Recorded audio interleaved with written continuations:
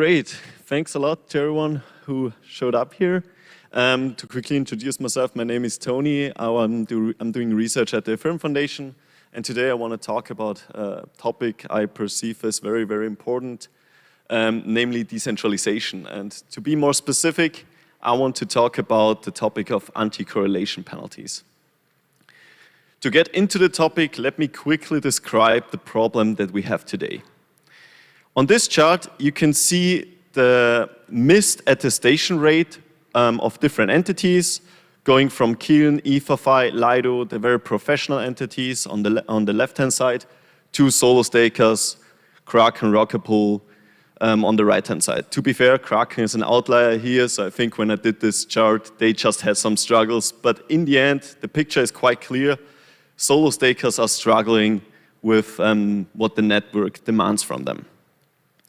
And what this chart actually shows is the missed attestation rate compared to the expected missed attestation rate based on the market share. And if your bar is above 0, this means you miss more attestations than expected. And this is, of course, problematic because solo stakers, we might all agree, are the most important entities in the Ethereum ecosystem. They are super important for various different properties. And we should make sure that solo stakers remain competitive compared to all the large pools. One thing that is also very evil and dangerous are economies of scale. So what big pools can do, they can just put many validators, for example, on one node, and this allows them to lower their costs. Solo stakers cannot do that. So if you are a solo staker, you might just have one validator, therefore you have one node, you use one internet connection, and you have to manage it yourself. On the other hand, the pools, they can use economies of scale to make their operations more and more efficient, right? They can use one cloud provider, use one internet connection, and so on. And in the end, what we might go towards to is a very centralized validator set. And this is something that is very bad for Ethereum, and we should definitely try everything to avoid that. The cool thing is, so now getting into some positive vibes, the cool thing on the right-hand side is you cannot really leverage economies of scale without also creating correlations. For example, if you put 4,000, 5,000 keys on one machine, there is a correlation how those validators behave in the end. If your node goes offline, then all of your 5,000 validators will be offline. If your cloud provider has a problem, then all of your keys might be affected.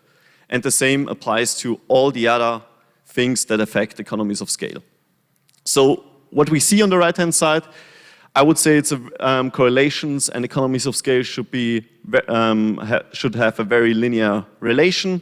And now, how can we actually leverage this knowledge, leverage the knowledge that economies of scale might scale also the correlations to the good for Ethereum?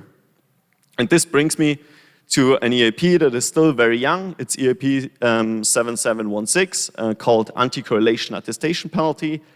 And as you can see here, it's very young. So the EAP is only a few months old. The original idea is from Vitalik, and Devcon and me hacked on the implementation at the ETH Berlin hackathon. And now we are getting closer to not really finalizing, but getting closer to finding ways how we can best introduce anti-correlation attestation penalties. The high-level idea is the following. If many validators miss their attestations in the same slot, we just scale the penalties up. And vice versa, if only a few validators miss an attestation, we can lower the penalties. So basically, if you're running all of your keys on one machine, the machine goes offline, then you might expect higher penalties. And a solo staker that goes offline should receive lower penalties. And this is the goal of this EAP. This is just an example how it would look like. You would have many validators on one machine. The machine goes offline, the correlation would be high, and so would the penalty be. On the other hand side, you're a solo staker, you have one key on one machine, the machine goes offline, and it should then affect your penalties by just lowering them. Finally, let me quickly present some initial results. So this is from empirical data. It's approximately 6 months of data.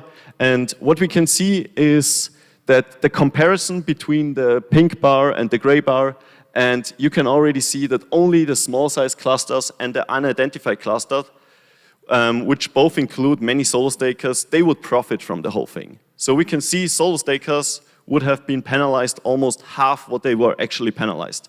Whereas the big stakers, like we saw earlier, Lido, Kion, ETHFI, and so on, they would receive higher penalties. And in the end, what we want to do is just create a leveling playing field for all these entities and allow solo stakers to finally also economically compete with the big guys. That's all I have for this lightning talk. Thanks a lot. If you have any questions, if you want to engage with the EAP, we are still in draft stage, so happy for any input on the EAP itself. And yeah, feel free to reach out if you have any questions. All right. It's very unfair to be a solo staker, right? So.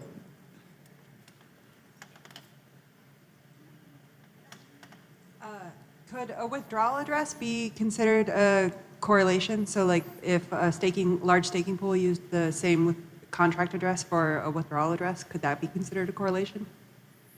That's an interesting question. So of course we always have to check what can the protocol actually see, right? The protocol can see correlations because of missed attestations.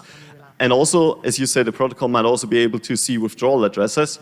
I guess this is very easy to circumvent, right? We will basically create an incentive for the big guys to use multiple withdrawal addresses. So this is very easy to circumvent, whereas correlations that arise from running everything from a very centralized setup cannot really be circumvented. Toni, thank you so much. Can I kind of reduce my correlation by artificially kind of taking individual of my 10,000 validators offline selectively to make a pattern that is not correlated? Yeah, you can, and that's actually one of the goals of the EAP. So, for example, if you're a big staking pool and you have thousands of keys running on a few machines, what you can do is basically split those keys up and put them on many different machines. The cool thing is you lose economies of scale. So it costs money, you have to maybe manage more machines, you have to diversify your setup, and in the end you basically do exactly what we want you to do. You diversify your whole setup and you increase your fault tolerance. Okay. Yeah, I mean, if I'm a non-staker, but I want to put ETH into a staking pool, you're saying that I will be slashed disproportionate to my ETH, essentially. So you're not, in that case, you're not penalizing, you're penalizing people below solo stakers, right? People that can't run the infra. And that seems like a very large weakness here of possibly this proposal. Yeah, I see your point. I would say it's the following. So why would someone stake with a pool? Because they offer a high enough profits for you, right?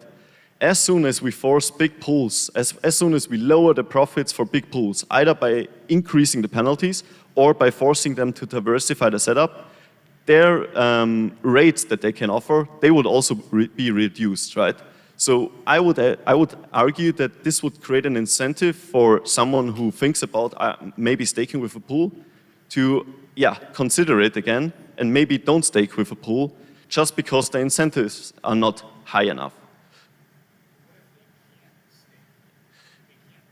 Right, if they can't stake, then for example what you could do is look into one of the entities like Rocket Pool that offers you to also stake with less than 1 ETH while still having a very anti-correlated setup. Okay, guys, time's up. If you want to continue the chat, you can do it afterwards. Thank you very much, Toni. Thank you.